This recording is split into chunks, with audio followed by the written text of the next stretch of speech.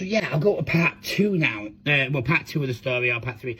So after that happened, there was a lot more things happened. Obviously, she revealed that. She told me, she did reveal she had feelings for me.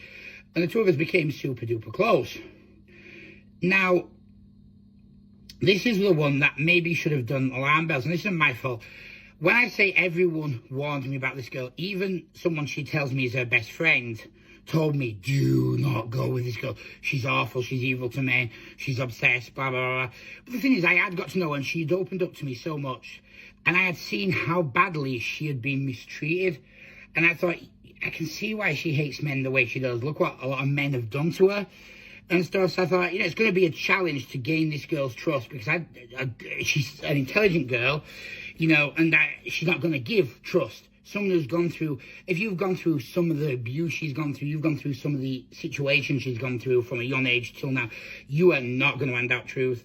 So you've got to be prepared. If you really care about someone like that, to have that relationship with them, you've got to prove yourself. That is just factually correct. I think any guy would accept that, and any girl would.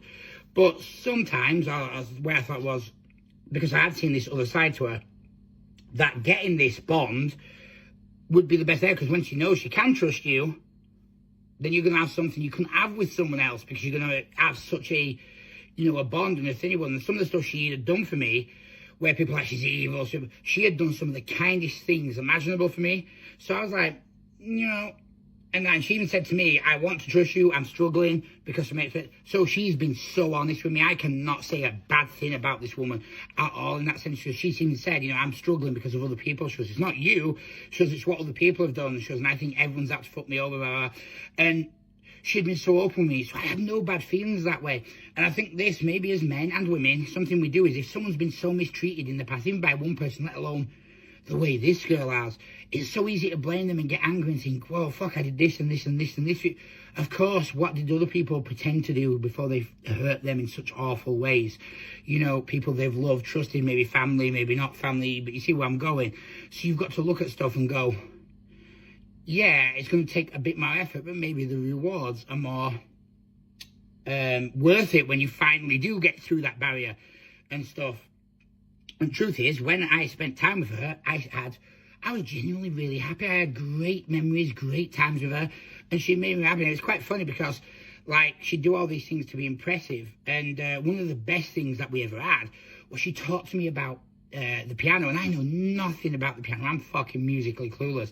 And something you wouldn't normally be interested in. I was so interested because she told it in such a way, and because it was her, I was so interested. I was like, wow, you've taught me so much. And obviously, she was Islamic. So, Arabic, so she could speak, so we'd talk about religion, and she'd teach me a lot of stuff that way, and we'd have our conversations, debates, and she'd hold her own. She was never in a state where I thought, I've destroyed you. We had great conversations. I loved hearing what she had to say, and I loved the fact she could teach it. It was quite funny because I was actually trying to learn Arabic, and because she could speak 6 languages, I did want to learn 2 because she was fluent in 2 others.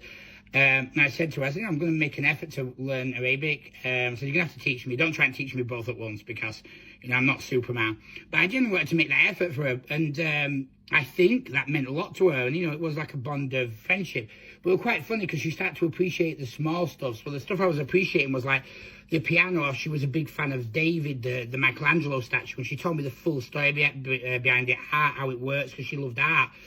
And I was like, wow, I want to take her to this art museum, which again, something I probably wouldn't want to go to myself. But I knew how happy it'd make her and how great it would make her feel. And the idea of going with her really interested me. So I'll move on to the next part anyway.